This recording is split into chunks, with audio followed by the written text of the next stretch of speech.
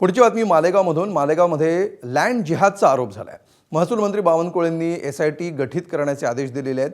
आदिवासी जमीन आणि वनजमीन हडपल्याचा वकील योगेश निकम यांनी आरोप केला आहे. घर, दर्गे, मशीन, कत्तलखाने उभारले गेल्याचा खळबळजनक दावा देखील त्यांनी केला.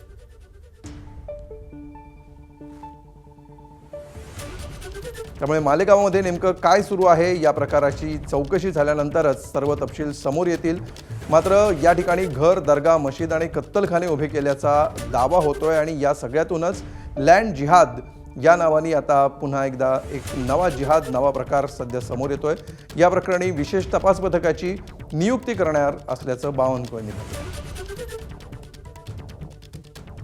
मालेगाव शहरातील धर्मांना भामरे यांनी दरेगाव मधील गट नंबर 83 आणि गट नंबर 38/2 या वनजमिनींवरती आदिवासी बांधवांना हाताशी धरून त्यांच्या अज्ञानाचा फायदा घेऊन या जमिनींची अदलाबदली खरेदी केल्या, ज्या बेकायदेशीर आहेत आणि कुठल्याही शासनाची येणे परवानगी न घेता, लेआउट न पाडता, शासनाला नजराणा न भरता या जमिनींवरती बेकायदेशीर रहिवास वस्त्या बसवलेल्या आहेत, कारखाने बसवलेले आहेत.